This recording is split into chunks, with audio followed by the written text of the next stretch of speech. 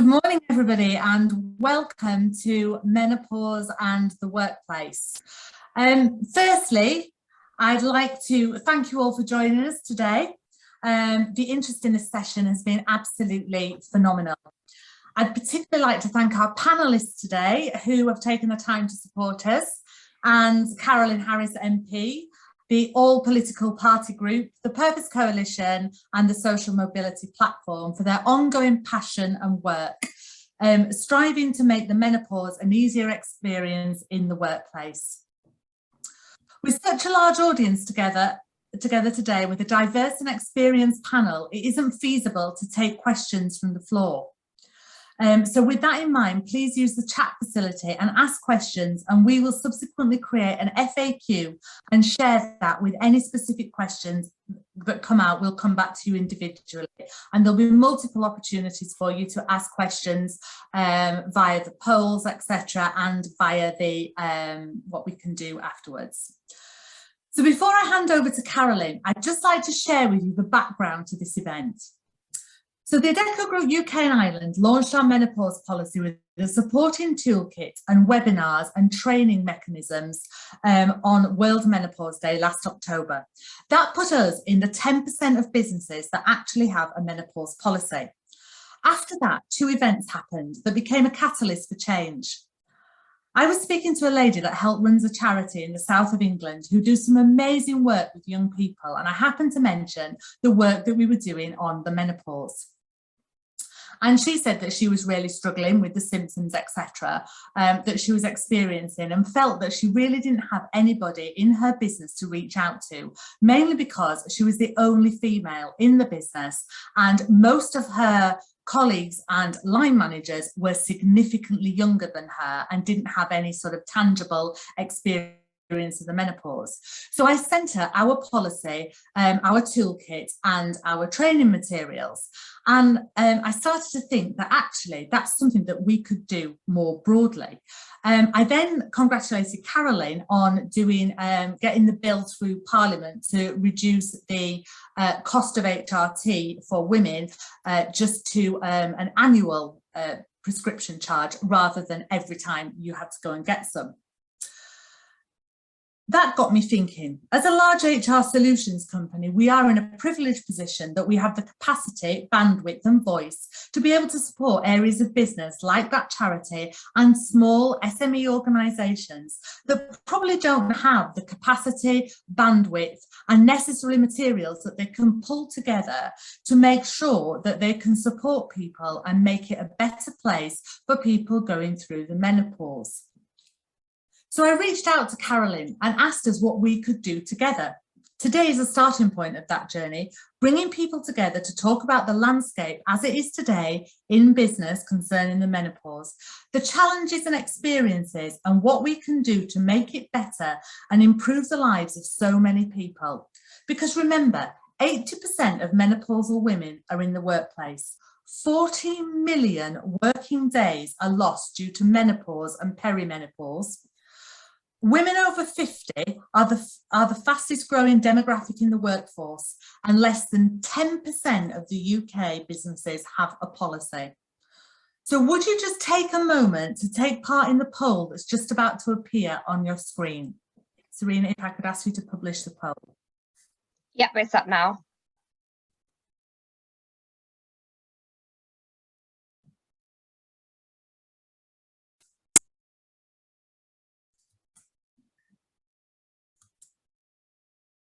So now I am delighted to hand over to Carolyn for her keynote speech. Thank you very much, Carolyn Harris MP. And thank you so much for Helen for having me on here, and hello and good morning to everyone. It's a pleasure to join you from very drizzly, wet Wales, Swansea in fact, but drizzly and wet is a word you could use to describe a lot of women when they're going through the menopause, because believe you me, it's not a nice place to be. And I think what really scares me most is that most women do not even know that they're going through the menopause.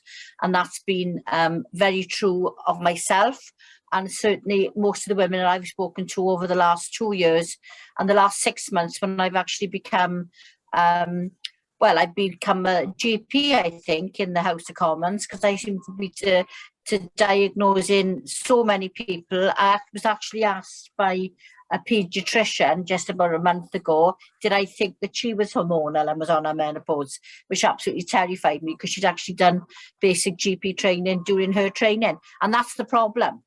One of the biggest issues is that 41% of medical schools do not have menopause on the curriculum. So that means there's a hell of a lot of doctors who are qualifying into general practice who have never looked at menopause, have no understanding of menopause, don't know how to prescribe or don't want to prescribe because they're terrified of the myths surrounding the HRT scare of quite a few years ago when it was a different product. And it's really important to emphasise it was a different product. HRT now is body identical, is actually made from yams. So, you know, that is really important. So what we have, and for you to really understand this, before I went to university at 34 and became on the career ladder rather than having a job, I was a barmaid and a dinner lady.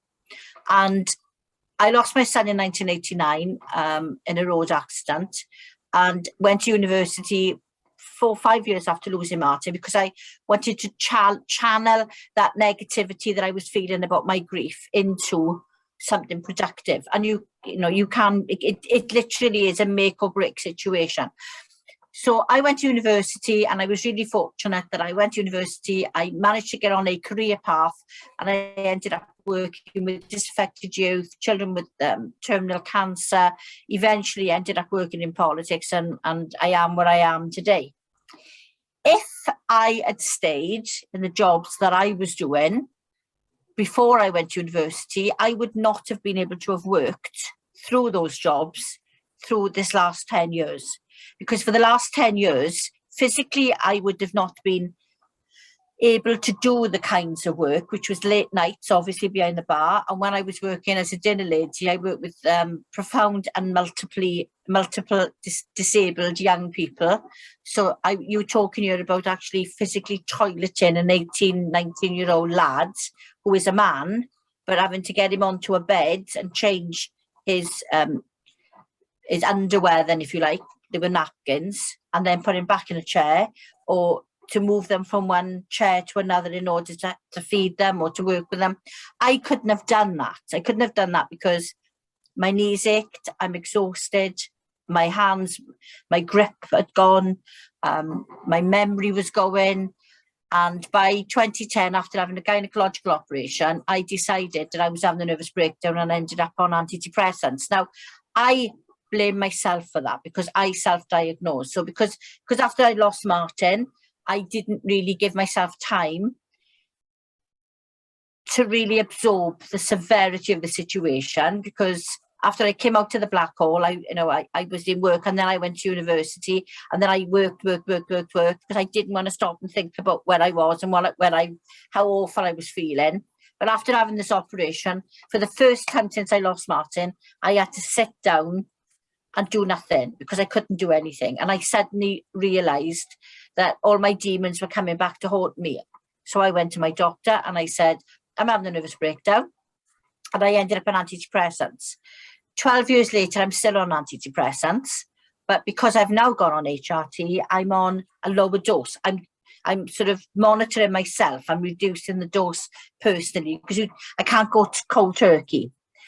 Now, the antidepressants did help because they did take the edge, if you like, off the anxiety.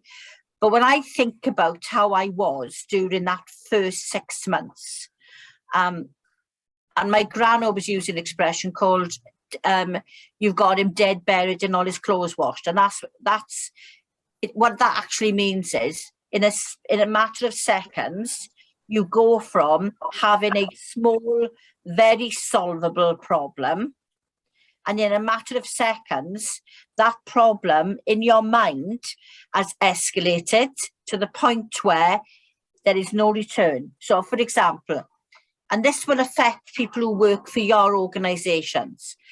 If they're on the sick, I was on the sick for 6 months, and I remember thinking, if I don't go back to work next month, I'm going to go on half pay. What does that mean? That means we will struggle to pay the mortgage. We'll struggle to pay the bills. In my mind, my then 10-year-old child is going to be taken me off me and put into care.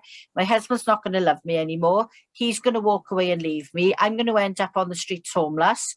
And the escalation is just phenomenal. Then when you pull yourself together a bit, you think, hang on now, I'm still on full pay. At this moment in time, I'm still on full pay. Where did that come from? But the anxiety and the panic attacks you get around the menopause are so phenomenally real. And I cannot tell you how quick that escalation happens in just a normal, rational, oh, I'm going on half pay next month, became that I was destitute and homeless. Women who work in your organisations are going to be experiencing that. They're going to be having those minutes. They may be sitting in work and they may be thinking, do you know, I'm really knackered. Can I do this much longer? And that in that split second, they'll go from thinking, I'm really knackered, I can't work much longer, to if I don't work, and they will push and push and push themselves. You as employers can help them. And you can help them by making their experience of work whilst going through the menopause as respectful and as pleasant as possible. And it's not about having lifts put in, or there's nothing special about what you can do for them. It is simple, basic, and it's human rights actually. So if your staff work in an environment, for example, where they can work flexible, give them that opportunity. Don't make them tell you why they want to work flexible. Don't make them say to you, I'm going to work from home today because my menopause is really bad today. Have the common sense and the respect to understand that if she's of a certain age, or you have a suspicion that she may be going through the menopause, that option's there for her. Have a supply of fans in the cupboard. Make sure the air conditioning's on. Don't make her ask, can I have a fan on my desk? Can I open the window? Can I have the air conditioning on? If they want to share with you, that's absolutely fantastic. But don't put them in a position where they feel obliged to give you a reason why they need to go to the toilet more often, why they may be running a bit late in the morning, why they may be slightly distracted. I've spoke to women who, when they've gone to speak to their line managers about the fact that they're really not feeling 100% today and they could really do with a little bit of support, they've been given a warning about the fact their work's not up to standard. And their work's not up to standard because brain fog has kicked in and they're unable to remember everything.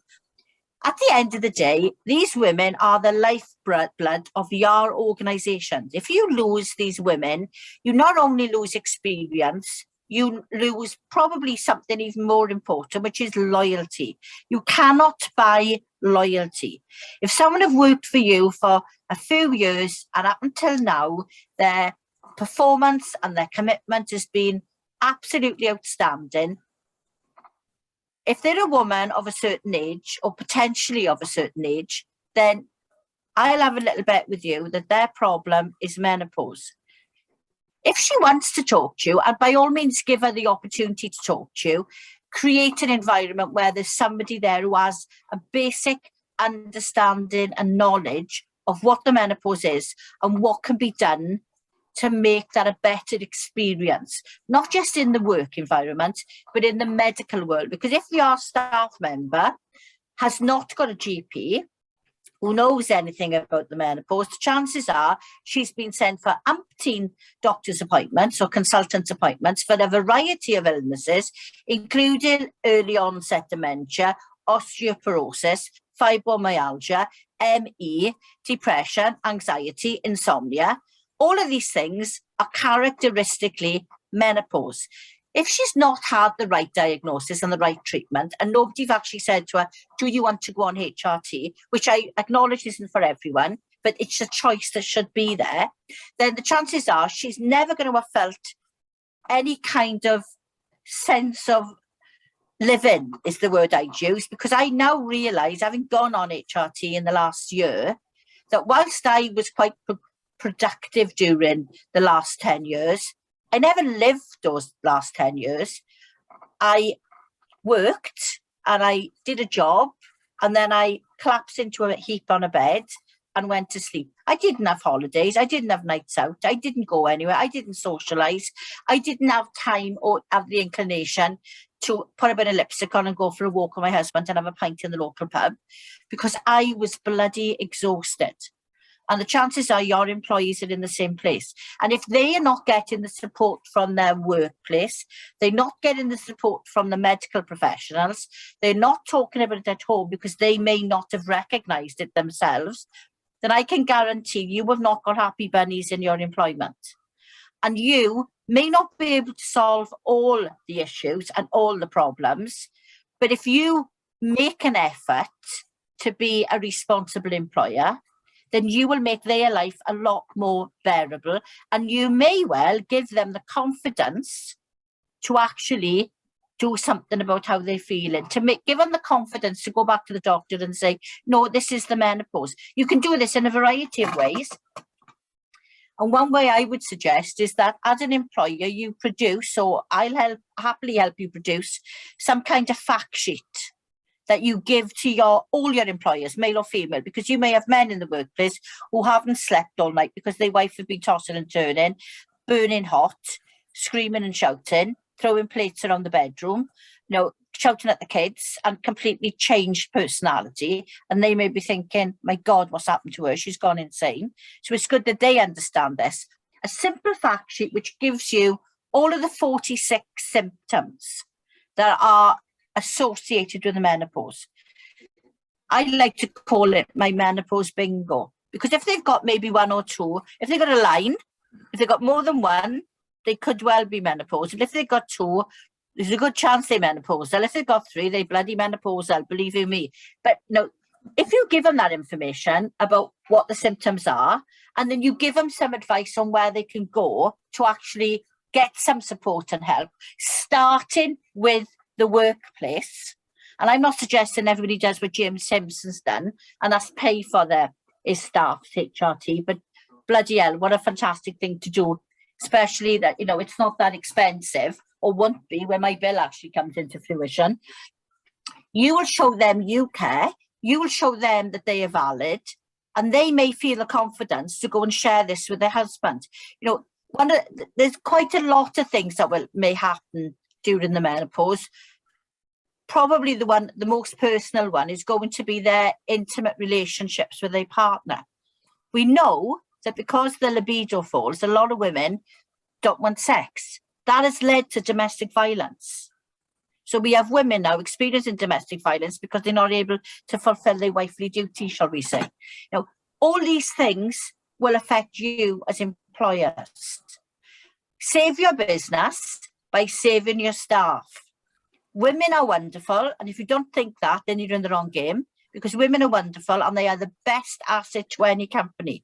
You can show them you value them, you understand them, you respect them, and you want to do everything you can to make sure that they stay with you as a company, that they stay sane, because that's a massively important thing, and that they will get through this, and they will be, once they've got control of the menopause and you can help them to get control, then they will be with you for a long time. If you think about 40% of NHS now workers are menopausal women, and there's no structure within the NHS to support menopausal women.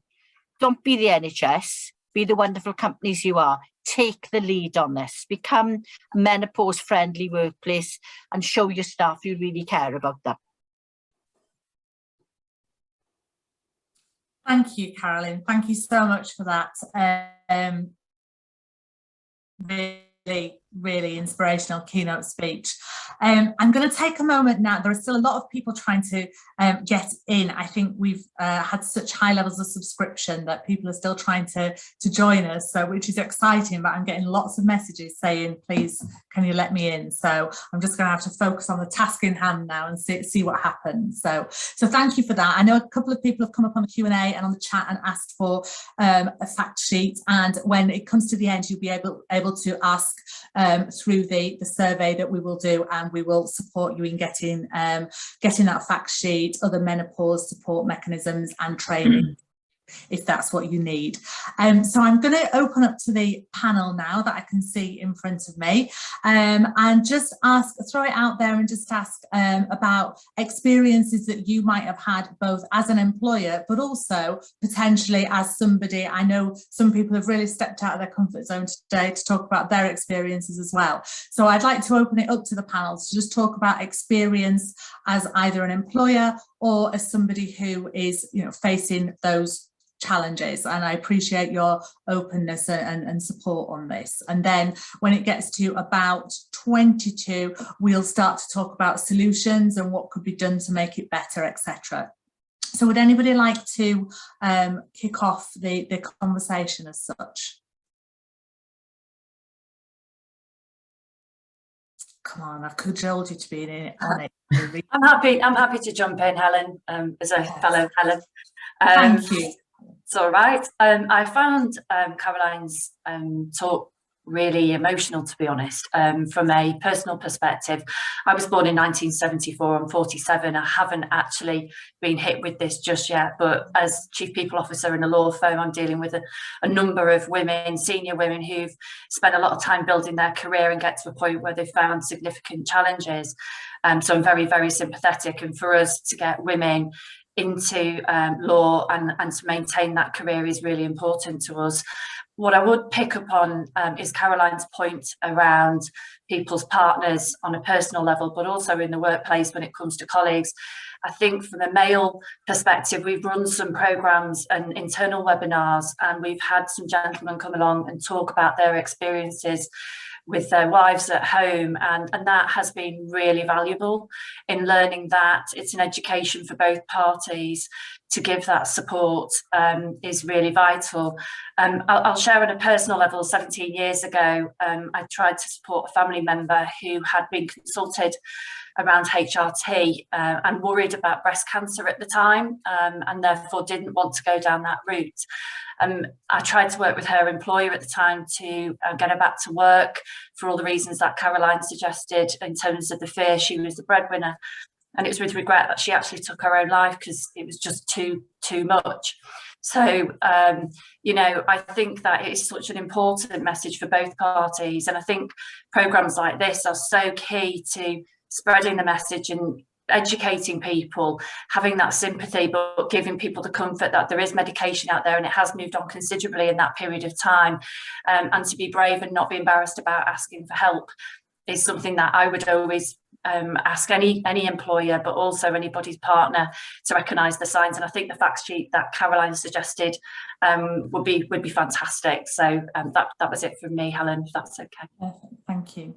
It's really important to make people feel that they can have that conversation, because that's the highest in female suicide. That is the highest growing demographic of early 50s. So it's really important. Caroline.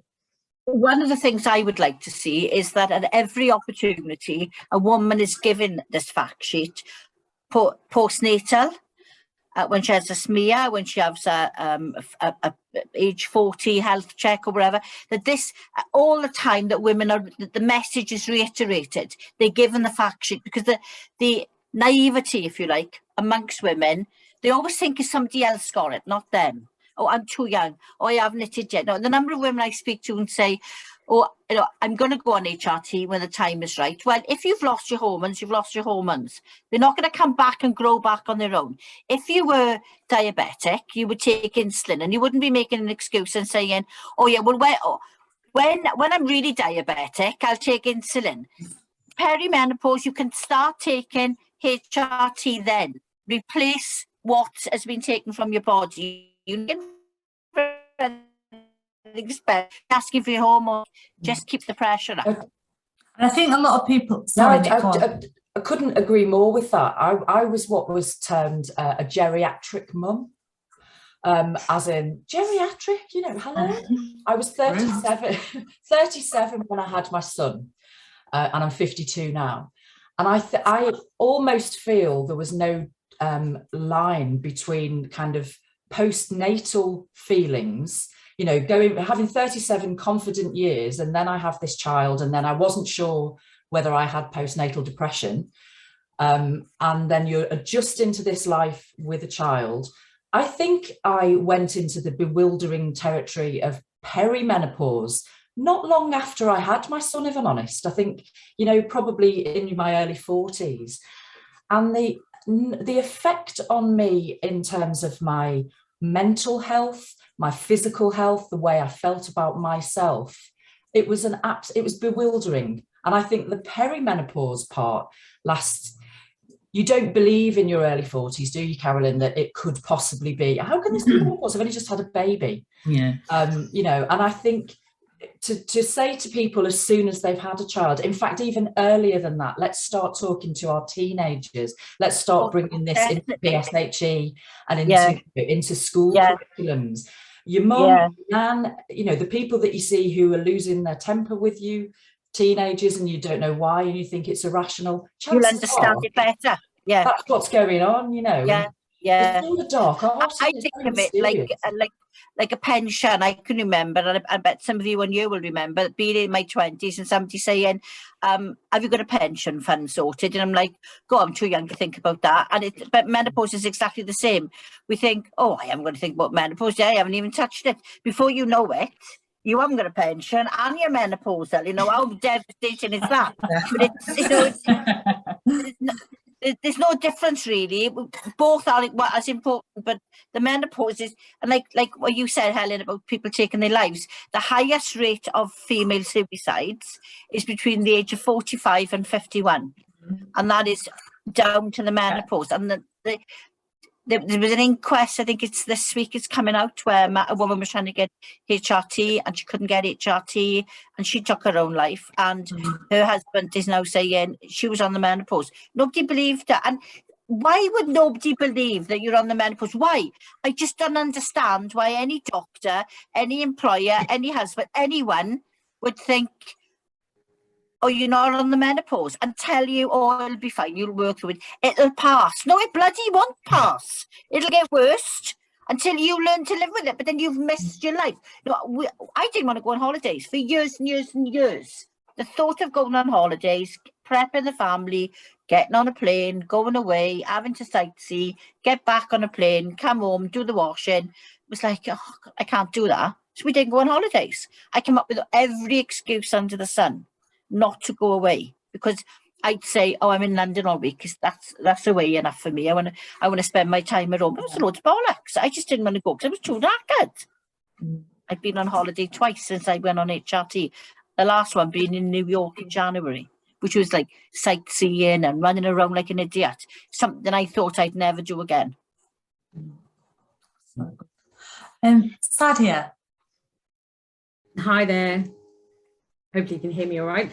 Just following on just from the other panelists who mentioned about sort of being classed as a geriatric mum. I'm a child of a slightly older mother, and growing up, you know, it was always, you know, you're comparing notes and things with your school, you know, with your school friends. And my mum's age was always mirroring people's grandma's ages. So you always felt, oh God, you know, why is my mum not like everybody else's? And my mum was 41 when she had me. I'm now 42. So she's almost double my age now. She's, bless her, in her early 80s. And I remember being sort of 10, 12 years old, and my mum doing things and she wasn't quite sure why she was doing them. And I remember her just standing in the kitchen one day and just saying, I know I'm doing this, I just can't stop myself from doing it. And she kind of just broke down. And as a young child, you just, you don't know what's happening to your mum, and you're just thinking, oh gosh, has somebody said something to her, what's going on in her head? But you don't know how to comfort her. And being one of two children, surviving children, my mum had a lot of miscarriages, she had polycystic ovaries. That also translated to myself and my sister. I'm 42, I don't have any children, but I've had a lot of hormonal imbalance issues growing up. And I think it's similar to the whole kind of menopausal brain fog, or, you know, 1 minute you're up, 1 minute you're down. People don't understand that. And you're forever kind of doubting yourself, thinking, why am I not normal, in inverted commas? Why am I, you know, behaving in a certain way? Why am I taking things more sensitively? Why am I feeling a certain way? And, you know, you pass from pillar to post. It's another thing that doctors don't really have much education on, polycystic ovaries. They just put you on the contraceptive pill, whether you're 12 years old or 25 years old, it doesn't matter. They'll just put you on the pill. to regulate your hormones until you want to have a child. So my personal experience, I mean, I can only think that it's just, you know, I've been on that hormone kind of bandwagon, and it's just going to get worse if from what I'm hearing, especially from Carolyn.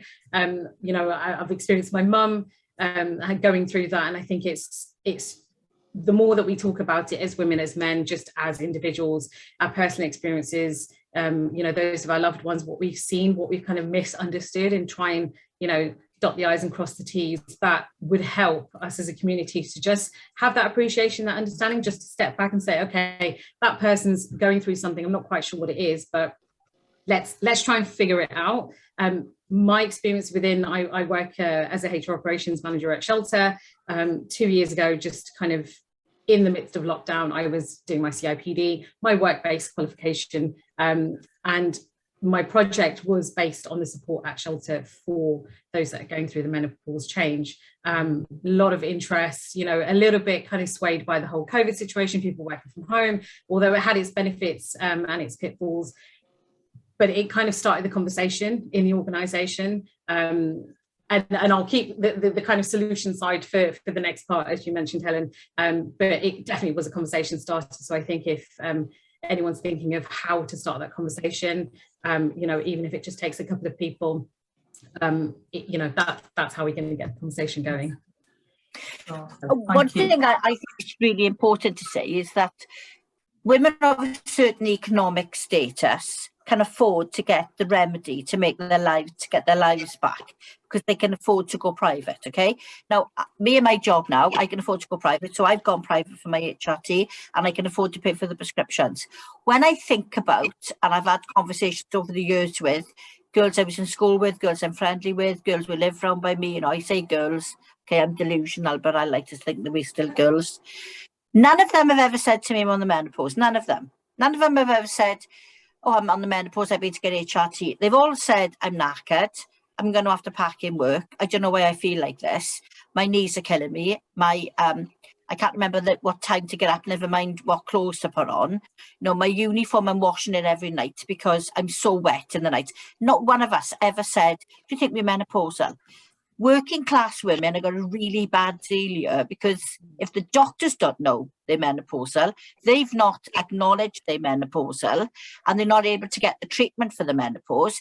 Worst of all, they haven't got the money to go private to be told they're menopausal and to get the prescription to help them with their menopause. So you imagine that you're in that catch-22 where you don't know what's wrong with you, nobody knows what's wrong with you, nobody's offering you any help to get that. Now, I don't know what kind of pay grades your staff are on, but if you have got staff members who are at that lower income bracket, spare a thought for them, because they are even more at a disadvantage than those of us who are earning enough money to be able to say, I'm going to try and get an appointment with Louise Newson. I'm going to try and get an appointment with a proper menopause doctor. I'm very fortunate I can do that. None of my friends could, and none of them still don't recognise they've gone through the menopause. That's really sad. Can I just hand over to Sarah now? Thank you, because we've got a number of people. I just want to get around everybody before we have to move into the next session. So Sarah, over to you. Thanks, Helen. Hi, everybody. Sorry I was a bit late joining. But yeah, I have been in perimenopause for quite a few years now. I'm 46. My mum had an early menopause, so, you know, it was going to happen to me. And the symptoms really crept up on me. So they started quite minor, and you know, I could kind of manage everything day to day, but towards the end of last year, lockdown probably didn't help. I started to become crippled by those symptoms. So brain fog, anxiety, forgetfulness, and I was a shareholding director in the aviation industry, fast-paced, male-dominated. You had to be sharp, you had to be on your game, and I always prided myself on that. And you know, it was something one of my strengths, should I say. But gradually I found I could not cope with every day at work, at home, and slowly, you know, my team kept reminding me, Sarah, you haven't done this, you haven't done that. And I started to get imposter syndrome. I started to believe I couldn't do my job. I couldn't work out what was happening in my head. Why was this happening? And I think when you become bogged down by all that, you suddenly don't really see the wood for the trees. You don't allow yourself to explore what's going on. So one of the reasons that I left my job actually was because of these symptoms, and where it comes to a head, and something else that we probably don't talk about is gut issues. So I started to get some really bad digestive issues, which I thought was quite severe. I started to get terrible acid reflux, which I'd never suffered with. It crippled me most days. And, you know, at the end, I thought, right, I've got to leave my job because I've got to figure out what's going on with me. It turned out, ironically, that those gut issues were from increased belly fat around my diaphragm, but also stress. As soon as I left my job and I looked after my health, it went away almost overnight. So, you know, I'm somebody that's left my job because of that, and we need to stop that from happening. Yeah. And only by talking and educating are we going to do that. Absolutely, I completely agree. Joe, we can't see you, but I can see that your hand's up. Would you like to join? You're on mute, Joe.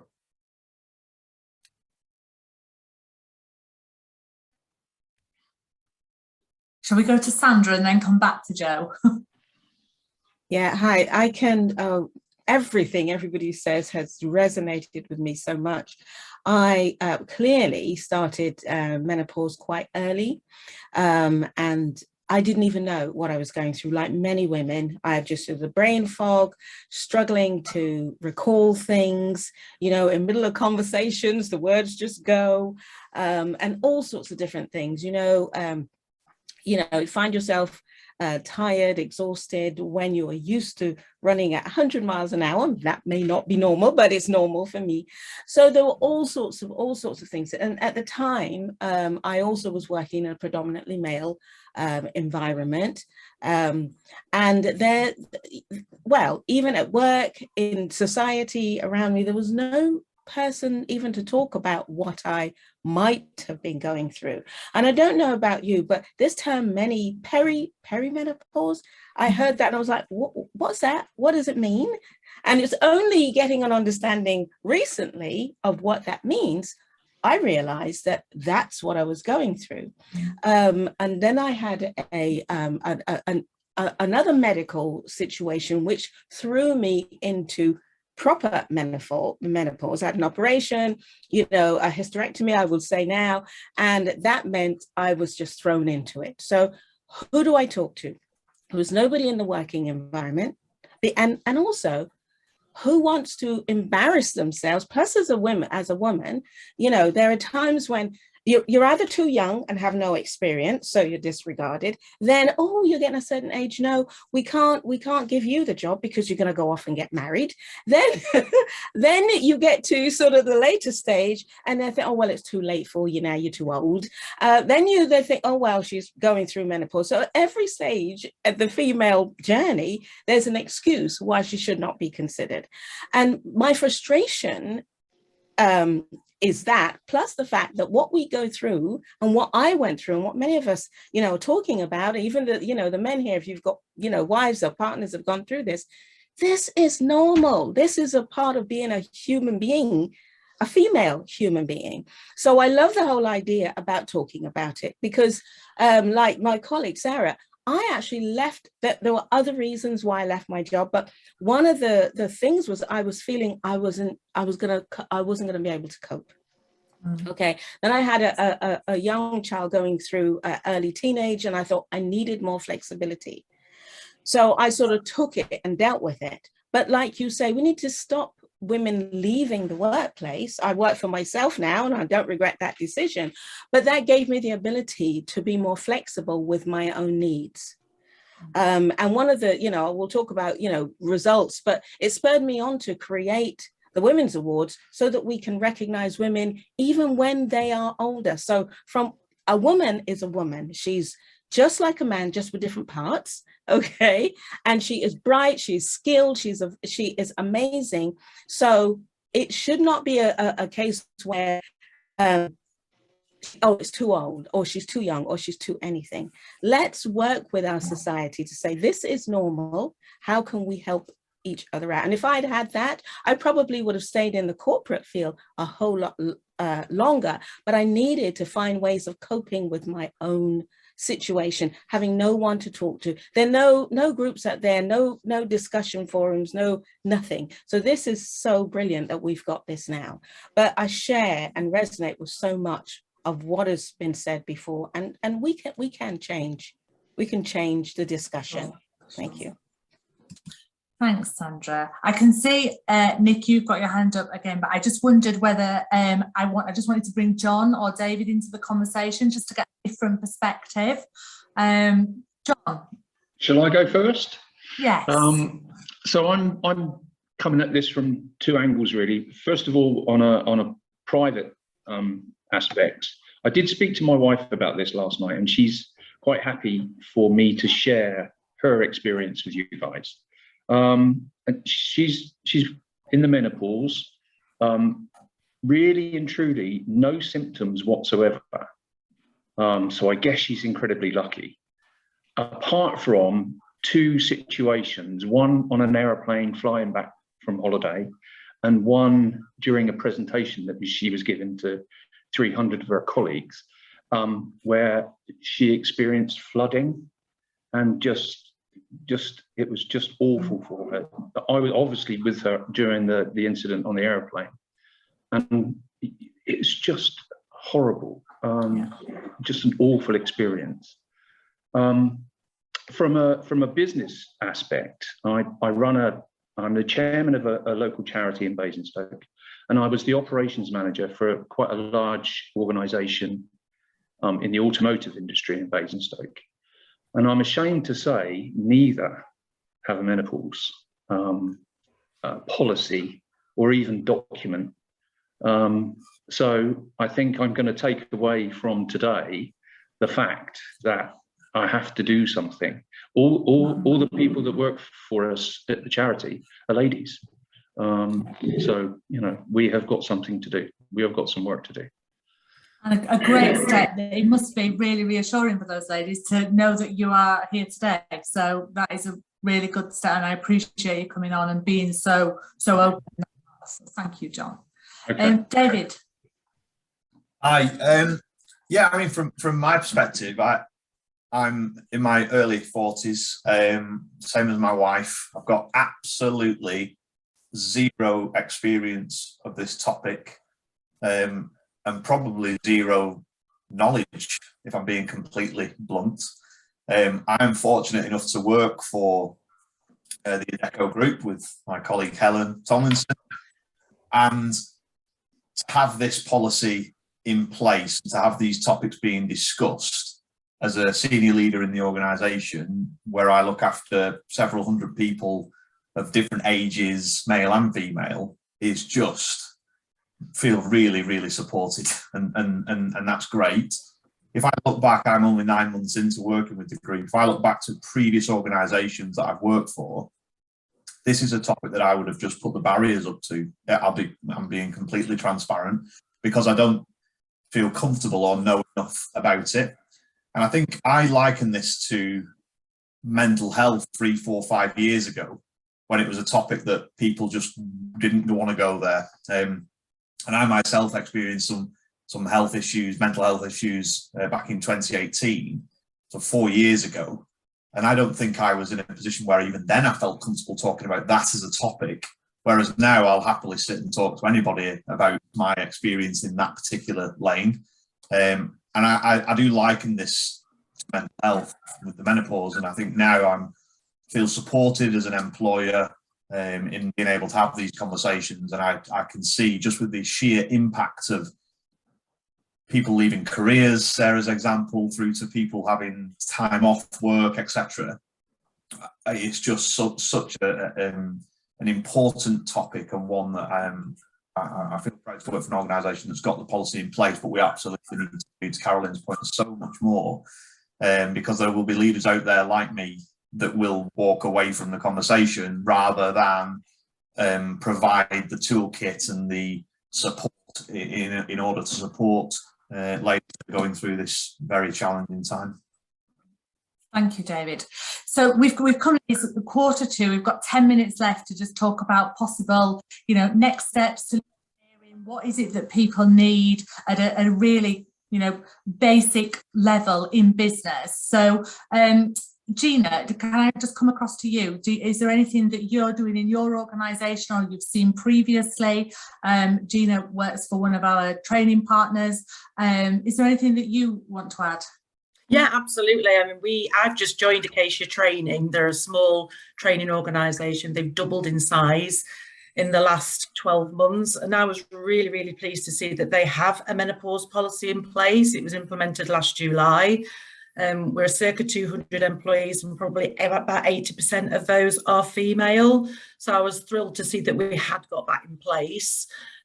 More recently, we were shortlisted as the best wellbeing in the workplace strategy for an SME. The award ceremony was last night. Unfortunately, we didn't win, but to be in that category after a very, very massive growth period and to be a small organisation, I think just shows testament with regards to the kind of policies that we do have in place as an employer. Myself, I am going through the menopause. I think I'm still perimenopausal. I'm quite late. I'm 53, so I feel that I've had quite an easy ride so far listening to everybody else's stories, although I was resonating with my children last night, or young adults, who said, Mum, you've been in the menopause for the last 10 years, you've been grumpy as. So clearly I've got no self-awareness with regards to perhaps some of my actions, but some of the symptoms that you guys have shared and been very open and honest today at the moment. I think I'm getting quite an easy ride, but maybe that's just the start of things to come. But I think from an employer's perspective, it absolutely, I think because as much as we've got a policy, it's a 6-page document. Does it really highlight what that means to you as an individual and as a woman? I absolutely think the fact she introduced at a young age. I've got 2 daughters and a son. My son was like this last night when we were talking about it. He doesn't want to hear this at 23, but he does need to hear it. He needs to be educated just as young ladies do. So I'm happy to share our policies, how we went about that. I'm not in HR, but I do run quite a large department. I've got 20 staff and probably half of those are of female age at 40 plus. So yeah, to share those policies. That's great, and it's great that we're providing that networking support through doing this, and this is just sort of the first step, so thank you. Nick, you had your hand up for a while. Come back into the conversation. I don't want to dominate the conversation, but I just wanted to come in off the back of what Sarah and Sandra and then David were saying actually about the workplace. I work in education. I work for a multi-academy trust, and there are 500,000 teachers in the UK, 500,000, give or take, 500,000 teachers in the UK. 70% of them are women. 70% of those people are female. That actually increases to just over 80% in primary. And then I did a bit of deep diving into my own organisation. We've got about 5,000 employees. 2/3 of them are women, and 2,000 of those are in menopausal, the realistic sphere where they could be struck by menopausal symptoms. We've got 2,000 people just in my organisation alone to consider. We're quite a unionised environment. We get a lot of support from the NEU, from the NASUWT. They give us resources. But, they're also, teachers are in a very difficult position in that they can't just walk out of a classroom when they're having a hot flush. The embarrassment for ladies who are having a hot flush standing in front of a class of 30 year 10 lads as they get hot and think, I just want to open a window. The conversations have to happen, because we have to have people who buddy up with each other and say, knock on the wall. I'm only teaching year 7 next door. I can pop in and keep an eye on your class if you need me to. We've got to be more supportive of each other. It's not just about policy. It's about how we support each other. I'm sorry, I could go on, but I won't, Helen. I'll let you pass to somebody else. Thank you. Sarah and Sadia, just a couple of minutes each, because we are running out of time and we've got a poll to do. Sadia, do you want to go first? You guys, fine, I'll wait. All right, I'll be quick. I think a couple of basic things. Obviously, we've talked about desk fans, but have menopause champions so that they recognise the, symptoms, and they can reach out. It is hard for people to talk about it. I think that would really help. Also, sanitary products. I mean, I know that sounds ridiculous, but we've talked about flooding. It can come across you, periods do, springing from nowhere, no symptoms, and all of a sudden, you're in that embarrassing situation like we've talked about, where, you could be doing a presentation and all of a sudden. So just having that available, in the toilet, it needs to be like discreet, I think would really be a good thing. So yeah, I'll let Sadia speak, but just simple things make a difference. Thank you. Just to echo what everybody else has said, but also just to add that doing my research within the organisation and kind of finding sort of the feel and starting that conversation, key things that came out of the research was, let's add it as a sickness record, as a sickness option, so that we can start recording people that are actually confident enough to say, actually, I am going through the menopause and this is what I need. And this is how I want you to write it down. Only 4 people since it got implemented last year have actually used that option, but actually that's 4 more people that are saying to their manager, I've got menopausal symptoms, and that's how I want you to record it. Affinity groups, we have a number of affinity groups where I am. We're a charity, about 1,300 staff, 70%, again, 70 seems to be the magic, 70-80% seems to be the magic number, 70% female dominated. And again, that's a huge proportion. So we have got an affinity group which looks at women and the non-binary network, and it was something that was a conversation starter this time last year for International Women's Day. I presented my results, the CEO was involved, we talked about it, we put it on an online platform, and it got the conversation going. And similar to what Sarah mentioned about having champions and kind of a little bit like how you have mental health first aiders, have a menopause first aider, get somebody who's confident enough to speak about it, who's got that, who's a key stakeholder in the business to be able to bridge those gaps. A lot of people that I've spoken to, menopausal age, yet they're managed by somebody of the opposite gender who is probably half their age, who has zero knowledge, particularly in the technological fields and sort of the typical male-dominated areas. So I appreciate a lot of you on the panel have mentioned working in male-dominated areas. So I think get that conversation started. Sure. Thank you. Thank you. Thank you so much, everybody. We could have probably all talked for a lot longer, and that's really gives us some food for thought as to how much there is to talk about, how broad the topic is, what to do next, etc. But I'd just like to thank everybody for taking part today. I know there's a phenomenal number of people in the audience, and I also know that some people were challenged with getting actually into it. We will circulate the recording. There are a couple more polls that I would just like to do before we finish. And while we're doing that, Carolyn, is there any sort of last words from you before we wrap up? Yeah, I mean, just think people are starting to get the message.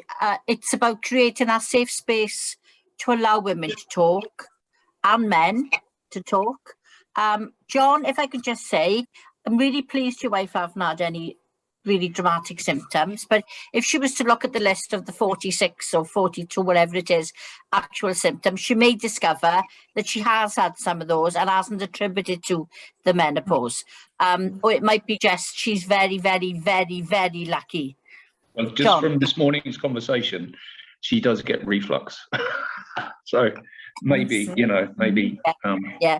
And it's one of those situations until you've actually, it's a little bit like an awakening. When you have a conversation with somebody and you tell them about your experience, this way it's good that women are now sharing their stories with each other. But when you have a conversation with a woman and you talk about vaginal dryness, you talk about, sore wrists, sore knees, whatever, and you can see like an awakening in them and they say, oh, I've had that.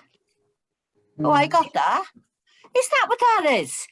So a lot more people have experienced the menopause than they've actually thought of experiencing the menopause. But just do anything and everything you can to make sure that you show your women in your workplace care about that, because it's the first step to empowering them to doing something to help themselves. So thank you.